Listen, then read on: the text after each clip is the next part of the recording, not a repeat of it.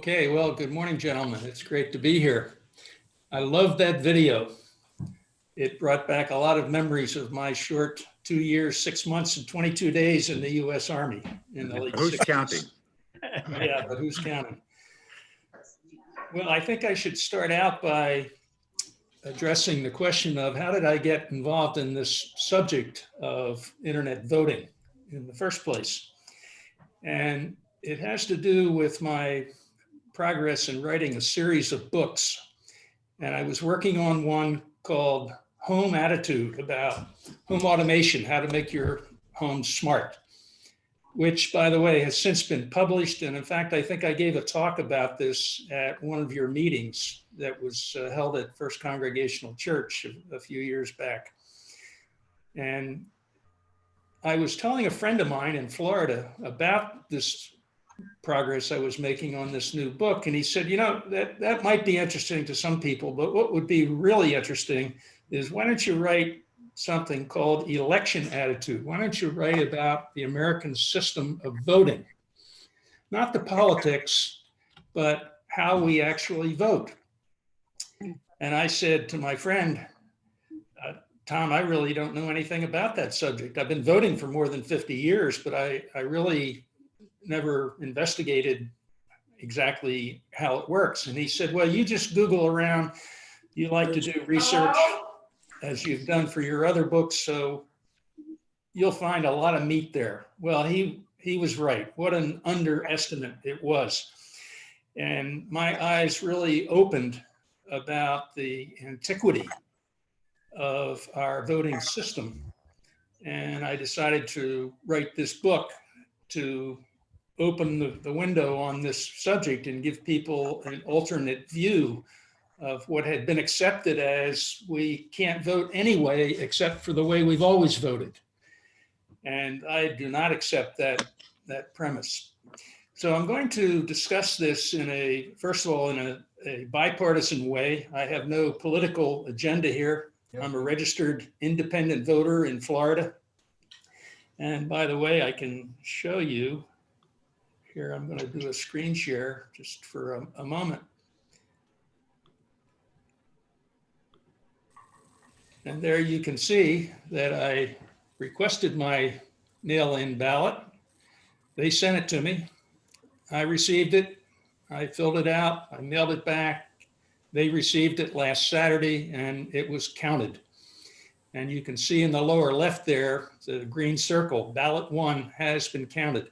This is how it's supposed to work when you have mail-in ballots. You should have confidence that it will be received, that it will be counted, and will be properly reported.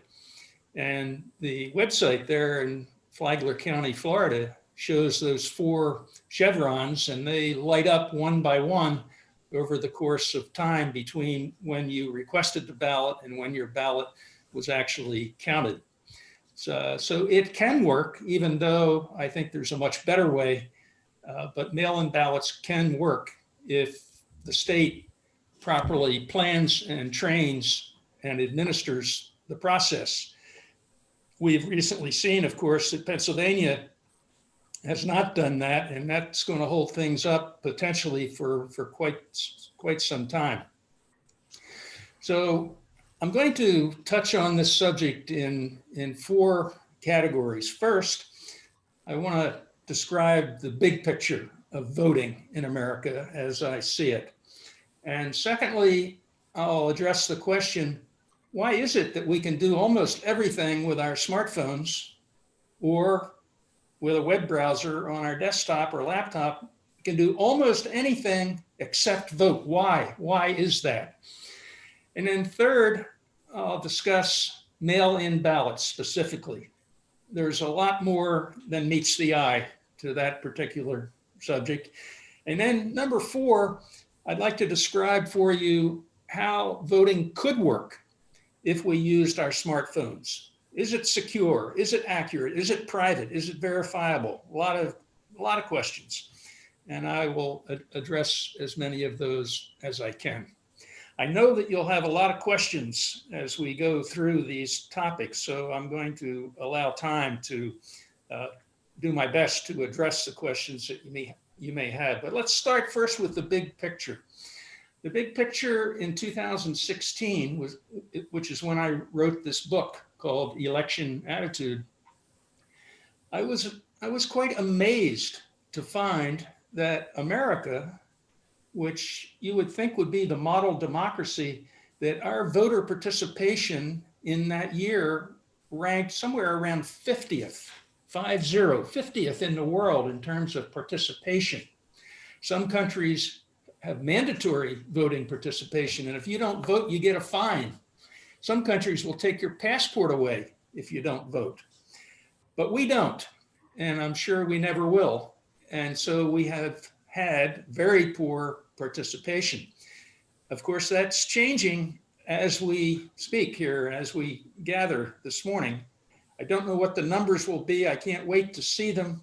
It's going to take months before we get a really in-depth analysis of who voted and how did they vote and who didn't vote and why. And there's a lot of questions. But going back to 2016, I found, much to my amazement, that there were 100 million people who could have voted but did not vote. 100 million. So when we read the news and we hear about an election in a particular state or potentially the country that is based on a handful of votes, and as many of you know, in the year 2000, George Bush won by 537 votes. Of course, there's more to that story, which I'll get to in a few minutes. But the big picture is there were 100 million people who could have voted but didn't. Now, when I talk about this, I sometimes get booed about those 100 million people with calls of they're lazy, they're stupid, they're not fulfilling their duty as a citizen. And a lot of things are thrown at these 100 million people who could have voted but didn't. By the way, of this 100 million people in 2016, 70 million of those people were actually registered to vote. So they surely could have voted, and the other 30 million were eligible to be registered. And both parties did a pretty good job in getting new people to register. In fact, 40 million people were added to the voting rolls, the potential voting rolls in 2016, 40 million people. Quite impressive. And I think when the numbers all come together for this year, we're going to find, again, a significant growth in the number of people who were registered to vote. Facebook alone helped 4.4 million people register to vote. So registration is a problem in many states. It could be simpler. It could be much more automated. It could be done online. But even despite the antiquity of the way we register to vote in many states, nevertheless, there were plenty of people registered. So why didn't those 100 million people vote? Why didn't they vote? Well, there are a lot of reasons. It's a long list. And I did quite a bit of research on this, and you'll find it in my book if you are interested in the details, but I'll just give you a few examples. First of all, 8 million people are overseas. They're either military or they're people that work for IBM or GE or Citibank or other big companies, and they're serving as an expat in Paris or Tokyo or London. And they have learned over the years that voting from abroad is a fool's errand. Even though President Reagan signed a bill in 1986 requiring that the states make it easy for the military to vote. And that bill was passed and signed by President Reagan, and it still has not happened. Voter participation from abroad is terrible. It might be better this year, we don't know yet, but in 2016, it was very poor. Less than 10% of the people voted. And the reason is that the process is so cumbersome. It's gotten a little better from some states, but it's still basically you have to make a request to your home precinct. They have to send you a ballot. You fill out the ballot. You have to send it back. Some states require it be notarized and witnessed. So much for privacy there. And so it's just not a good process. So people have learned, why bother? This ballot will end up sitting in a pile on a desk somewhere and may not even get opened unless there's a tie. So that's one category, overseas voters. And then there are people who are visually impaired. Believe it or not, it's about 8 million people, at least 1 million totally blind.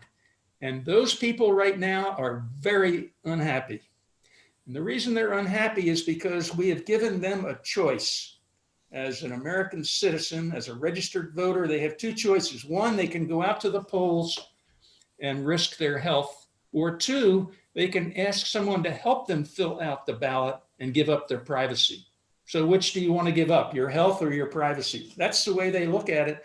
And in North Carolina and Texas, they have sued the state, excuse me, sued the state for offering a more remote internet-based approach to the military who are overseas, but they're not offering it to people not overseas who are visually impaired. They are really torqued up about this, and I can see their point. And then there's a long list of other reasons. Some people had planned to go to the polls, but then at the last minute, they got called by their employer. They have to go take care of a customer, or they have to take care of a parent or a child. They couldn't get time off work. They're supposed to, but in some cases they don't. And then there are people who are, let's say, older, like all of us, and maybe we're not able or not willing to stand in a long line in Wisconsin. Even without a pandemic, we don't want to be in terrible weather waiting for hours at a polling place that didn't have the right number of ballots, and they had to wait while more ballots were printed. In some cases in 2016, there were several cases in Florida where a pickup truck had the ballots to deliver to the poll. They left the printing place and then got lost. And people had to wait for 6 hours, and a lot of them said, "The heck with it, I can't wait anymore." So there is a long, long list of reasons why those 100 million people did not vote. Now, some people will say, well, why don't they just mail it in? Well, I showed you the Florida process is very simple. Florida has majored on this. Florida is one of the what's called motor voter states, which means if you have any contact whatsoever with the Department of Motor Vehicles, you will automatically be asked, would you like to register to vote? Or would you like to change the way you've registered to vote? Or has anything changed about your address? You can have a principal address where your home is. You can have a different address where you want your ballot mailed to. Florida really has a streamlined process, and they count the ballots as they come in.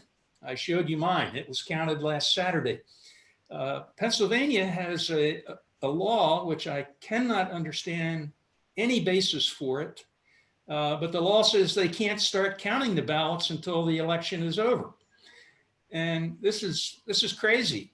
But this is one of the issues of the big picture, is that the Constitution in Article 1, Section 4 makes it clear as a bell that the states have the ball, not the federal government. In some respects, that's a blessing. You all could no doubt remember healthcare.gov. I think I gave a talk on this at a prior men's club meeting, and what a mess that was. But with regard to this particular situation, every state is different. And when we talk about mail-in ballots, some states call it absentee ballot. Florida used to call it that. No longer. They call it mail-in ballots. Colorado, Washington, Oregon, they've been doing it this way for years. They're trained in how to do it. The voters are experienced at how to do it. But now we have a lot of new states who are using mail-in ballots, in some cases for the first time, and they're not trained and they're not experienced as voters in how to handle that. I'll have more to say about that in a moment. So this is the situation that we have. 50 states, each handling it in different ways. By the way, some states still call it an absentee ballot.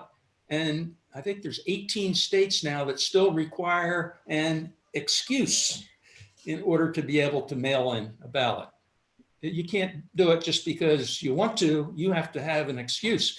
And in some of the north central western states, they even have a requirement that that only applies to the military who are besieged in combat presently in order to have an excuse to be able to vote by mail. So that's the big picture. Now, secondly, I'd like to touch on, well, why don't we have internet voting? We can get our health records from Danbury Hospital, and we can see if we get an x-ray or a blood test before the day's out.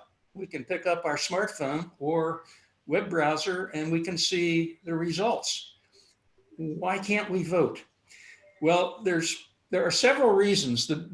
Believe it or not, the biggest reason why we don't have internet voting is computer science professors who love to be quoted in the press about the theoretical risks, about the theoretical potential of something going wrong if we allowed the internet to be involved in any way, shape, or form.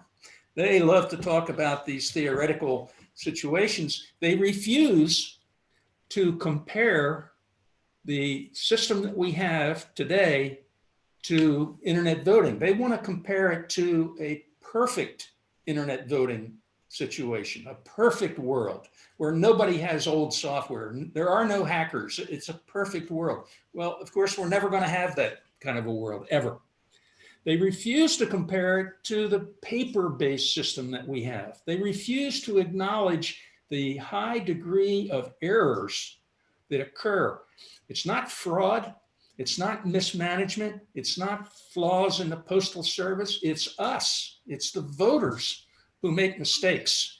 I'll get to more on that in just a moment. So the first reason why we don't have internet voting is computer science professors who love to get those consulting fees and quotes in the papers. And then, of course, we have secretaries of state.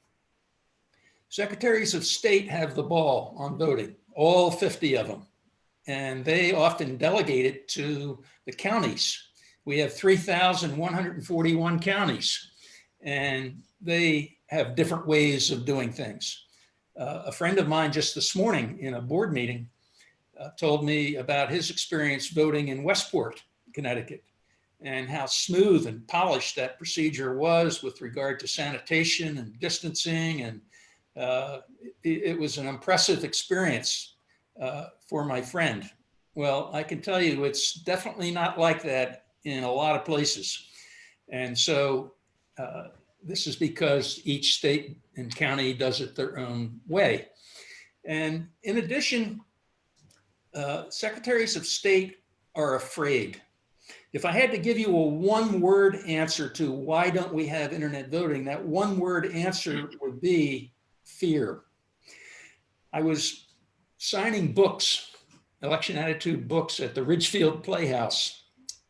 Let's see, this would have been probably 3 years ago, maybe a little more. And at the time, the Capitol Steps comedy group was performing at the Ridgefield Playhouse. If you haven't seen them, they're a riot in spoofing and mimicking politicians. They're fantastic. So I had a table set up there in the lobby, and I was signing books, and somebody stopped by that I knew and introduced me to the Secretary of State. And, oh, nice to meet you. I said, could I come over to Hartford one day and have a cup of coffee with you and explain to you about the research I did on internet voting and how it might work? She said, absolutely not. No interest, thanks. And that's kind of the story that we have. And the 50 secretaries of state have signed a letter saying, we'll never do it. Not on my watch. So that's what we're dealing with. And again, the conclusion one should draw from this fear is, once again, we're comparing this internet voting, whatever that is, we're comparing it to a perfect system that we'll never have. We're not comparing it to the paper-based system that we do have. And so let me move on now to part 3 and talk a little bit about this paper-based system. In the research for my book, I found a textbook that was about what is called ballot design.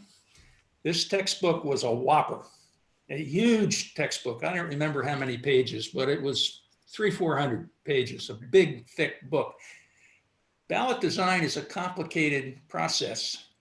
You remember, I'm sure, in 2000, in Palm Beach County, Florida, when 19,285 people, 19,285 people voted for George Bush and for Al Gore. And how could that happen? Well, they had this thing called a butterfly ballot. The butterfly ballot had a crease down the center and it had these chads, and you had to poke out the chad to reflect your vote. And it did not take a lot of cognitive impairment to get confused with that ballot. And in fact, these 19,000 plus people voted, not knowingly voted for 2 candidates for the same office. And of course, those ballots were thrown away. They didn't count. So the election was called based on 537 votes, but there were almost 20,000 votes. Who knows which way those voters intended their vote to go? We don't know. But it certainly would have changed the outcome if the ballot design had been more modern. And this is continuing to happen. In Florida, the absentee ballot, which I mailed in, had 26 different choices. Of course, the president and the vice president and the senators are highest on our radar, a little bit less the House of Representatives. But can you believe it that we actually vote for 500,000 people in America? We vote for dog catchers. We vote in Florida for the Mosquito Control Board. We vote for the Dunes Water Protection Unit. We vote for judges. We vote for mayors. We vote for school boards in some cases. And so 500,000 things that we vote for. Voting is important in America. It's not just picking a president. It's picking how our local governments run. Just ask Rudy Marconi. And so this is a really big problem, is ballot design. But the problem goes beyond that. Even if a ballot is pretty well designed. In North Carolina, by the way, in the Democratic primary, the selection for state senators was listed on the ballot down at the bottom underneath of the instructions for the ballot. Thousands of people, I think it was around 5,000 people, didn't notice it was there. And so there's 5,000 votes that got thrown away. And then in the California primary, a lot of people voted early. And people say, yeah, the answer to this counting problem is vote early. Well, millions of people in California voted early. I think it was 4 million people. A lot of those people voted for Mayor Pete or for Amy Klobuchar or for Tom, what's his name? I can never remember his last name. You know who I mean. Those votes got thrown away. They didn't count. You can't, oh, I changed my mind, or they dropped out before the actual primary election, so I want to change my vote. You can't. With internet voting, we'll get to that in a moment, you can. So ballots are a really, really huge problem. A study was done in 2015 at MIT that concluded that there were 7.7 million ballots that were mailed in that were rejected. 7.7 million. I think we're going to be shocked when we get the final analysis from yesterday and over the next few days included, where we're going to find that millions, not hundreds or even thousands, but millions of votes did not count. Why did they not count? Some forgot to sign it. We have this process where you fill out the ballot, you put it in a secrecy sleeve, or some states they actually use a real envelope, And then you put that envelope inside of another envelope and you sign, and you have to sign that outer envelope. Expose your legitimate signature, which, by the way, some people don't want to do. They don't want to make that public. They don't want to put that in a mailbox and have no idea who's going to be able to copy their signature and maybe sign a credit card slip with it somehow. And so some people sign it, but they don't sign it with a signature that matches what's in the database. In Florida, that database is the Department of Motor Vehicles. My name in that database is John Russell Patrick. I never sign my name that way. I sign John R. Patrick all the time. That's my official signature for a check or for investment documents or anything official, except for voting. I know I'm trained to, I have to fill it out John Russell Patrick or it's not going to count. And then there are people who do sign it, but they mail it late and it gets postmarked after the election. Or they forget to put a stamp on it and that ballot doesn't count. Or on the ballot itself, we have these little ovals and the directions are clear as a bell to fill in that oval. Well, guess what? Some people draw a circle around the oval. Some people put a check mark. Some people put an X. And those ballots, generally speaking, don't count. Now, in some cases they do, and it varies by state, of course. But if a percentage of the oval is filled in, 15% in some states, 13% in one state, then it counts. So if the check mark is a big enough check mark that it fills in part of the oval, then it counts. But in many cases, it does not count. So I think we'll be shocked when we find how many ballots that were mailed in good faith by registered voters, which did not count. One exception here is Pennsylvania. And as I said earlier, I just don't understand their thinking, but the courts have upheld that the signature doesn't have to match. You can sign it Joe instead of Joseph, or Billy instead of William, or any number of variations, and it's okay. But almost all states is not okay. That signature has to match up. So ballots are a big problem. So now let me move to number 4, and after that, we'll open it up for the questions on your mind about this subject. I'm sure you have plenty of them. So what about using this device that we have in our pockets? It's not showing up very well there it's catching a reflection from my lighting. But, we have these supercomputers in our pockets or our purses, literally supercomputers. The average smartphone out there is about 250 times more powerful than the world's first supercomputer, which was introduced by Seymour Craig in 1976. 250 times more powerful than a supercomputer that filled a house, filled a room. And now we have this incredible power. And if I just hold my phone up and I just look at it, it comes alive and it knows who I am. It puts 50,000 little dots, infrared dots, around my face, and it compares them to what's stored in my iPhone, and it knows if it's me or not. Even if I grew a beard or shaved my beard off or put sunglasses on or put a hat on, it can still recognize me, even in the dark. So we have these incredibly powerful devices.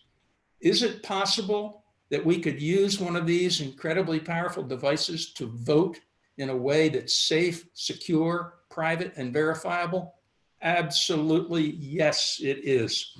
If we can put a robot on a meteor 200 million miles from here and land that space vehicle on that asteroid and dig a sample and then blast off from the surface of that asteroid and bring it back home 200 miles and land in a field in Utah where we can open up that capsule and study the rock material that was excavated from this asteroid. If we can do that, we can't make a technology safe enough to be able to vote. Of course we can.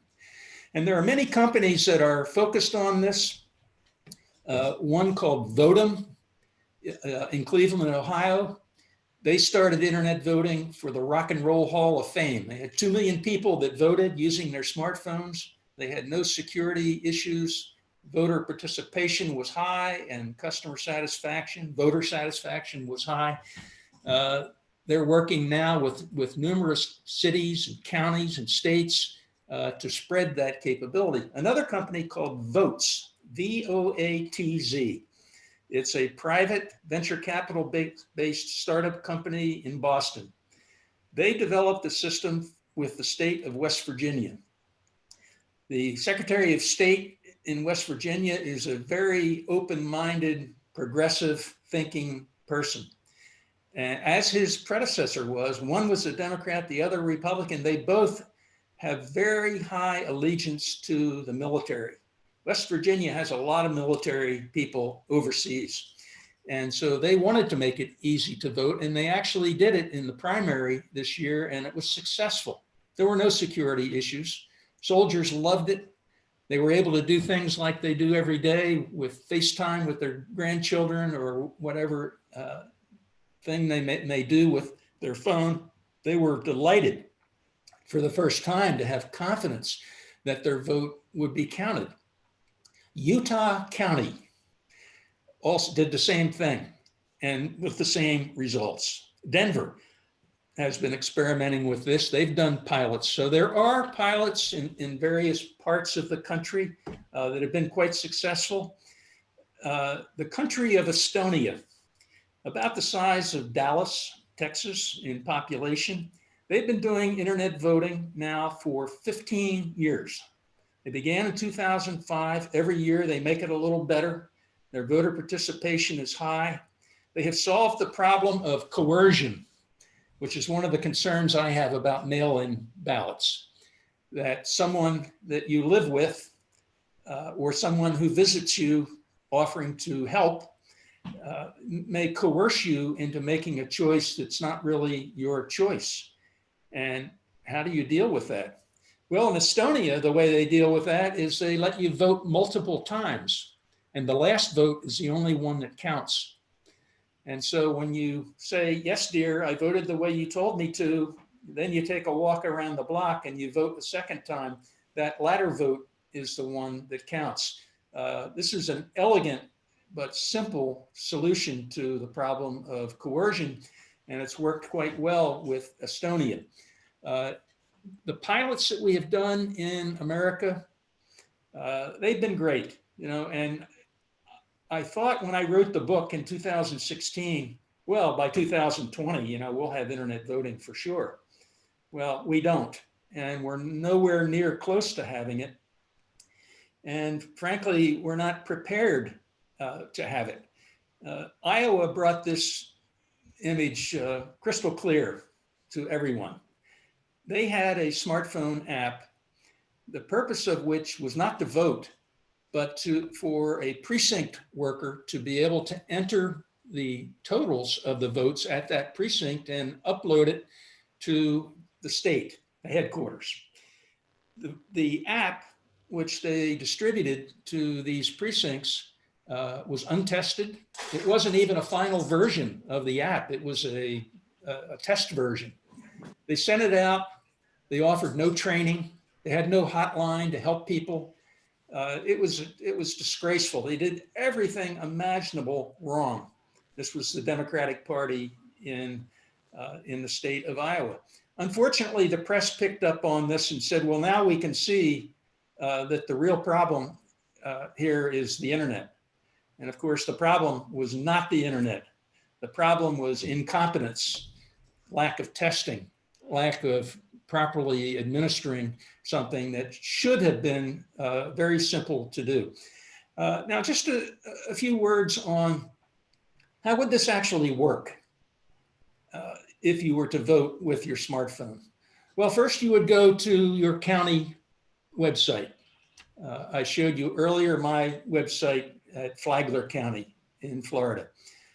You go to Fairfield County, you go to Los Angeles County, wherever it might be, and you make a request to vote. They ask you some questions about who you are and where you live and your date of birth, and they preliminarily approve you to be able to vote preliminarily in order to send you a code. And that code, then you enter in the app on your phone, and then you take your phone and you take a picture of your driver's license or other government ID. And then you take a picture of yourself. We call that a selfie.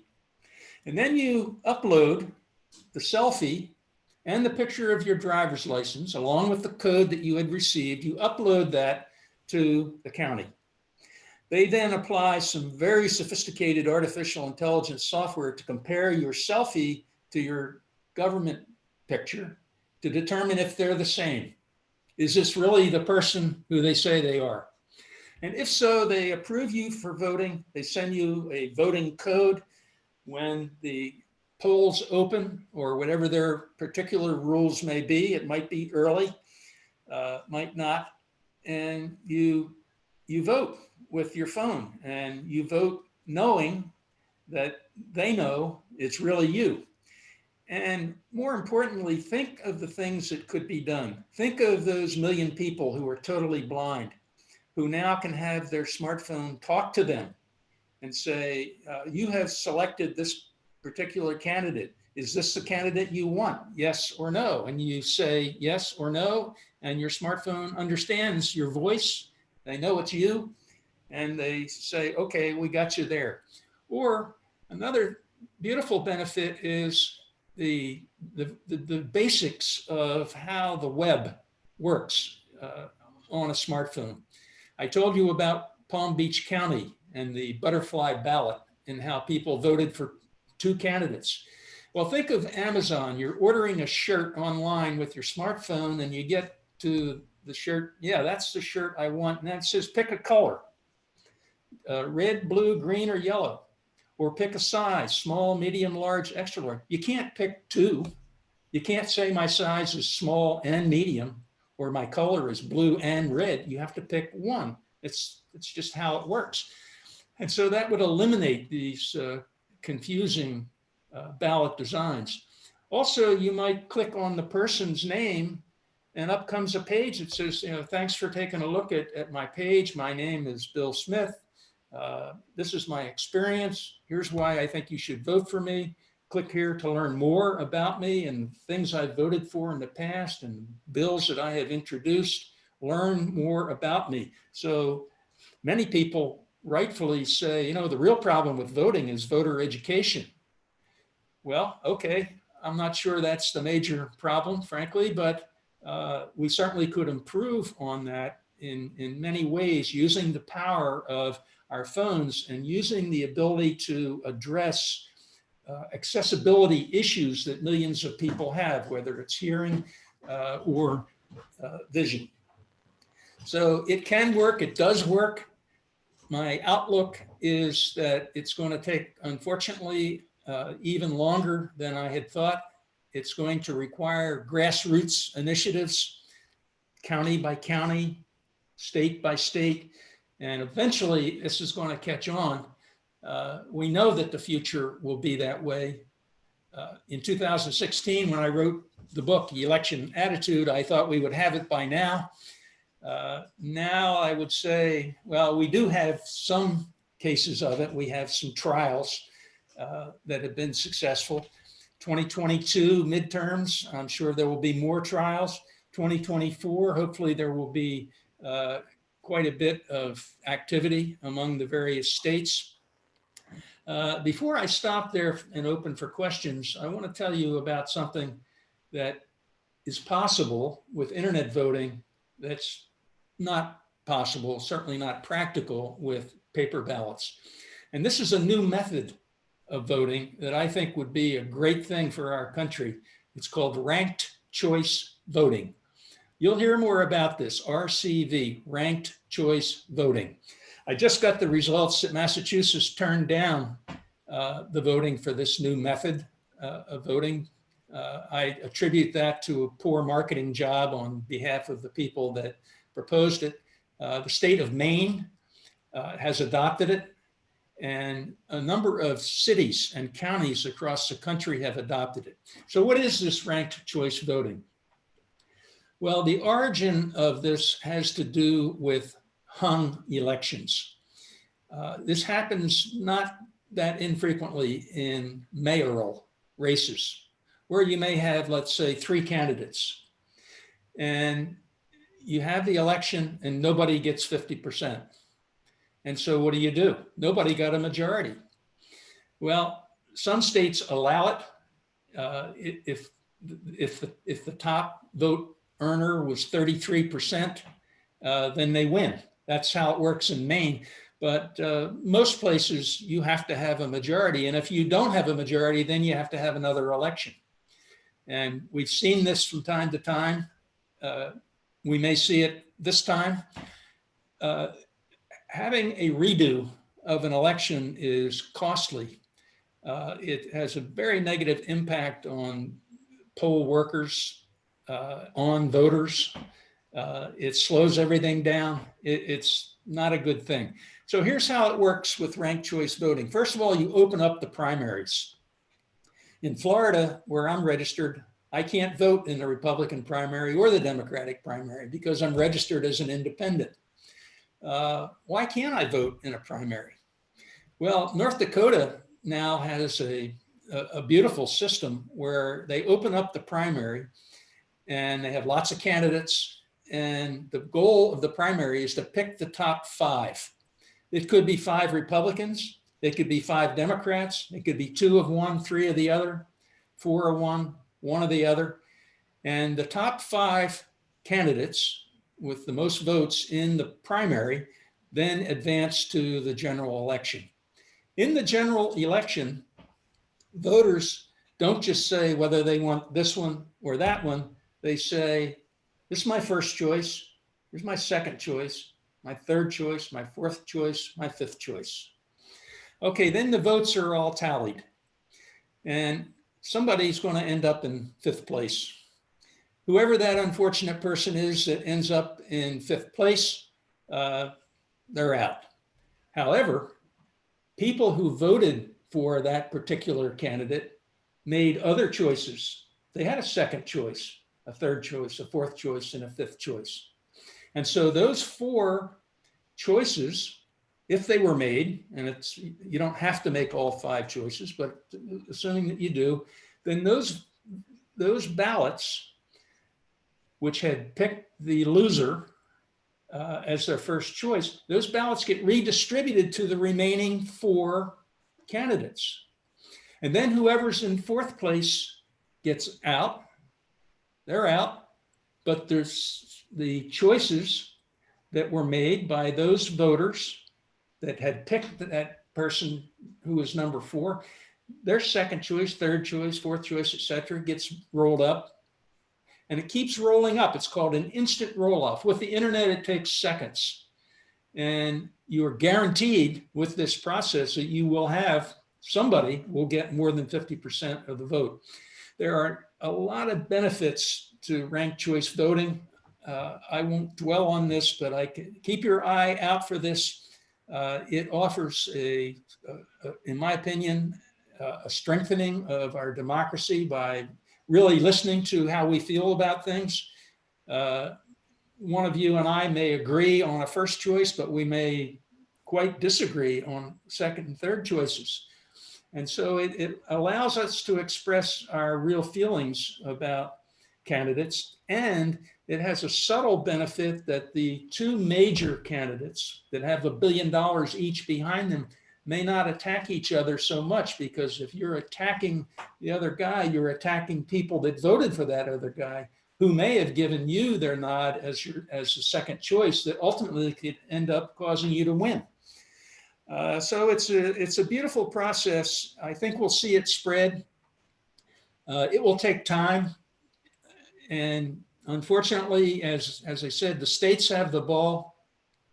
And in order to make this a national change in order to deal with the Electoral College and in order to modernize voting at the federal level would require a constitutional change. As we have observed, our Congress can't agree on many very basic things they can't agree on that are clearly solvable. And if, in fact, in their heart, all, or certainly a majority of the Congress agrees on a particular thing, but they don't vote that way for political reasons. And so my projection is that the Constitution will not be changed. But hopefully the states who have the ball will advance modernization of voting, the result of which would be empowering and franchising millions of people who could have voted but didn't. That number will be smaller than 100 million this time, but it will still be tens of millions, I think. And so I'm going to stop there and now open it up for questions. I'm sure you have a lot of them. I think Bob Utel was going to moderate these questions. So Bob, if you're ready, I'm ready. I'm ready. This is kind of at the end instead of the beginning, but I did have a little introduction, and I'd like to read that very quickly, just to give everybody an idea of your background if you haven't touched upon it when I lost internet connection, but I'm going to put it in anyway. We are pleased to have Dr. John R. Patrick as our guest presenter.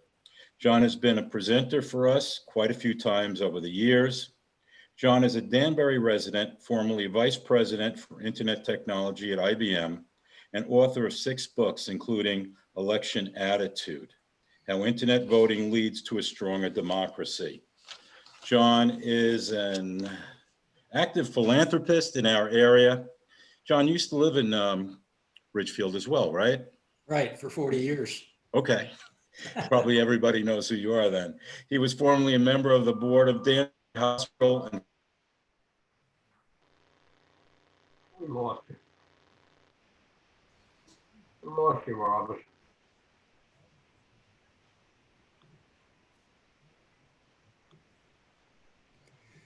We lost Bob. I can see Ted McCormick has his hand up.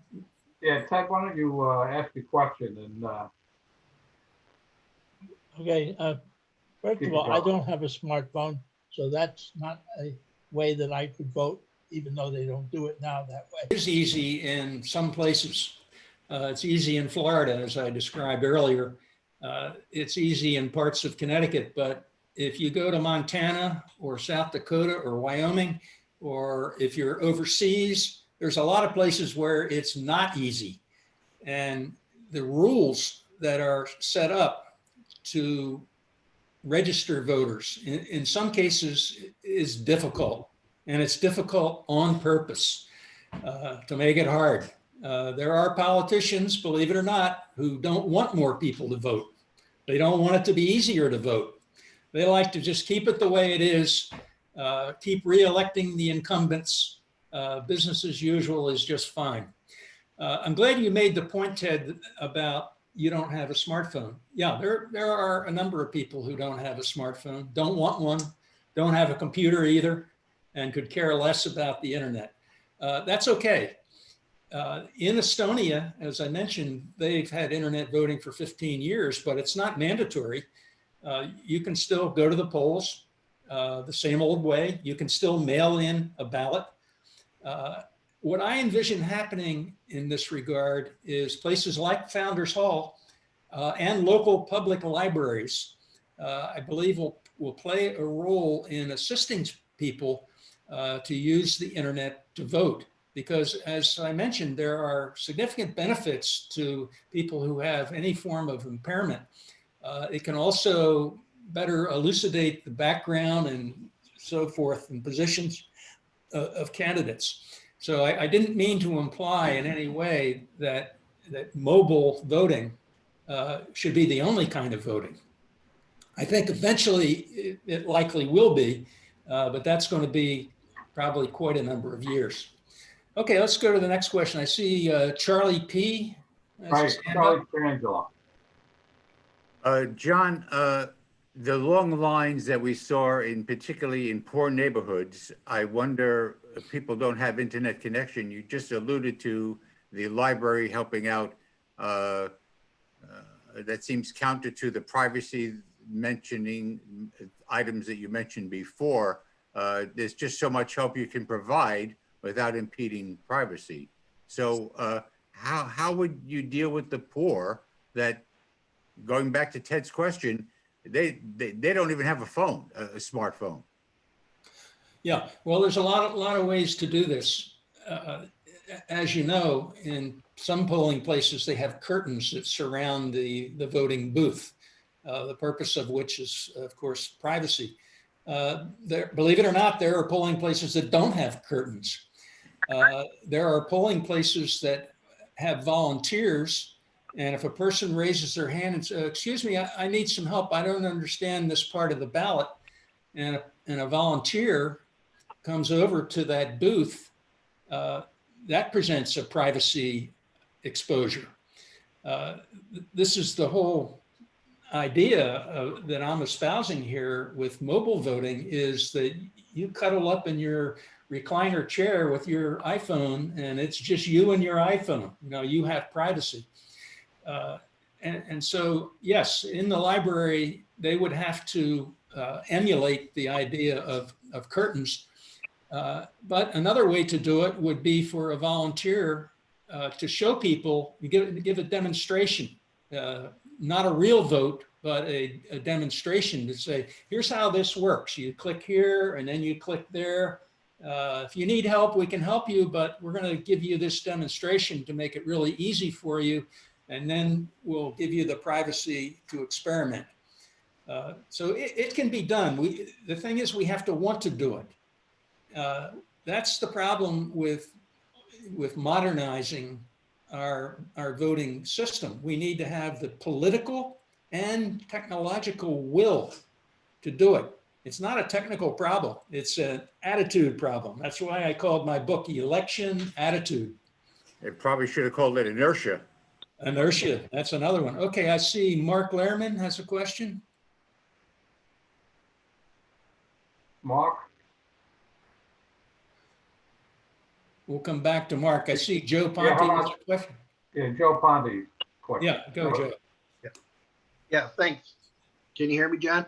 Yeah, Okay, thank you very much. And just on the last point you were making, I mean, you mentioned the problem with the Secretary of State of Connecticut a couple of years ago. I imagine that was Susan Bisowitz at the time. But no, it was Denise. okay, and so I mean, it just boggles my mind to think about having to work with 50 secretaries of state. I'm assuming most states have their voting, under the auspices of the Secretary of State. I mean, how do you get started on this? Well, the way you get started is with grassroots initiatives. There's a venture capitalist in New York named Bradley Tusk, Tusk. And Brad Tusk really got the election attitude. I don't know if he read my book or not, but he acts like he did. And he became aware of the startup in Boston that I mentioned, Voatz, V-O-A-T-Z. And the CEO there, Namit Sawhney, is a very enlightened technological innovator. He and Brad got to know each other, and Brad got so impressed with the potential of internet voting that he bankrolled personally the trial of voting for the overseas military in West Virginia. He has also funded efforts in Denver and in Utah. So he's putting his money where his mouth is and helping these grassroots initiatives get started. And the word will spread, I think, once the dust settles and the smoke clears from the current election, which is going to take a while. People are going to say, why don't we use our smartphones to vote? Then all the computer science guys will come out of their closets and they'll say, oh no, you kid, it's too much risk with the internet. I looked into fraud for the research of my book, And you know what I found? I found a lot of stories about election fraud. Stories about election fraud. I couldn't find any fraud, but I found a lot of stories about fraud. And where did those stories come from? And some of them are famous in Chicago and Atlanta and Philadelphia. These stories emanate from people who lost an election. President Trump has already declared that the system is fraudulent, but nobody's finding fraud. There have been minor instances where somebody blew up a mailbox and that damaged 100 ballots. But that's trivial compared to the 100 million people that could have voted but didn't vote.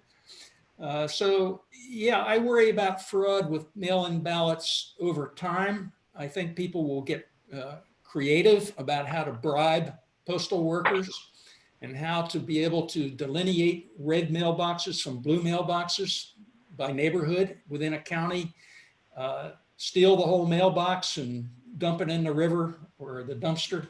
So there definitely is future potential for a lot of fraud, but in my opinion, and based on my research, fraud is not the problem. The problem is a 150-year-old paper-based, manual, error-prone system, which lends itself to the frailties of us humans in filling out a ballot perfectly well with the right signature and the right postmark and stamp and so on. Okay, Mark Lehman? go ahead. Mark? Hello? Yes, I just wanted to reiterate what Ted said. My wife and I did the same thing. We got our ballots weeks early. We filled them out and dropped them off at the drop box at Town Hall day before election, so we wouldn't have to stand outside. And smooth as silk. There was nobody there, and everybody's happy, and now all we have to see is who won. Right. Well, you know, I hesitate a little bit to say this, but you know, all of you gentlemen in the Ridgefield Men's Club are well educated, well informed, well intended, capable to go wherever you want to go, whenever you want to go there, for the most part. But that's not true everywhere in America.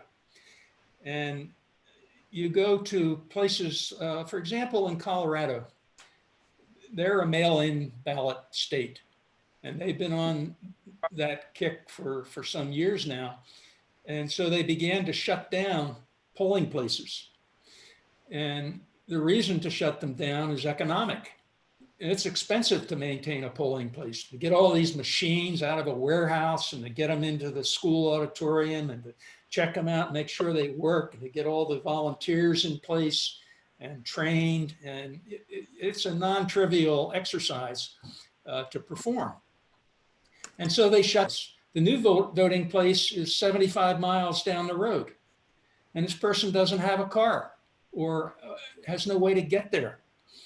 And this really targets people who are disadvantaged, people of color, people who are poor. It just takes away their vote, and it doesn't have to be that way. So I acknowledge to those of you who say, hey, it's, you know, I was able to do this no problem. And I myself, as I showed you at the beginning, was able to do it myself. And my son in Boston was able to do so. But we're not average. And do we care about the average voter? Well, some people don't. But I think our democracy presumes that everybody who is 18 or more, who is not incarcerated, who is a citizen, is entitled to vote. Of course, it wasn't always that way, as you know. It used to be, you have to be white, you have to be a male, you have to be 21, and you have to be a landowner. But over time, the amendments have changed all of that, and now we have the potential to have a large number of people express their views about the democracy. But for all the reasons I've discussed, it's in some places very difficult. Okay. Charlie Pizzangelo. I have a question about, Right, well, if we had open primaries and ranked choice voting, the need for a revote would virtually be eliminated. The reason that we have them today is it was too close to call. And, you know, that's a situation we have with 6 swing states at this moment. And if we had internet voting, more people would be able to vote, and the odds of having a tie would be reduced. But if you had to have a revote, it'd be very simple. You just repeat the process, send out a new code, and tell everybody, okay, you know, vote again. It would be very simple to do because you don't need to have paper ballots. If you need a paper ballot in that particular situation, then this is where libraries and Founders Hall and such places could come into play. Are there any other questions? I don't see anybody's hand up. Frank, are you back online? Can you talk to us? I'm not online, but I am on the telephone. Share one more screen and show you my website, and I invite you to visit it. It's easy to remember. It's johnpatrick.com, and you'll see there my 5 books, and they're all available from Amazon. They're all available on Kindle. They're all available in print. 2 of them, Election Attitude and Health Attitude, are also available in Audible format. And please allow me to also invite you to sign up for my weekly e-brief. I know a number of you already receive it. It goes out every Saturday morning at 6 o'clock. I try to write an interesting story. There's about 1,100 people that subscribe to it. I just did a survey monkey survey and of my readers, and 97% said they find the story informative and interesting. So I invite you to visit johnpatrick.com. Thank you. John, terrific. Guys, the meeting is officially adjourned. And I thank you all very much. Very good. Okay, thank you, gentlemen.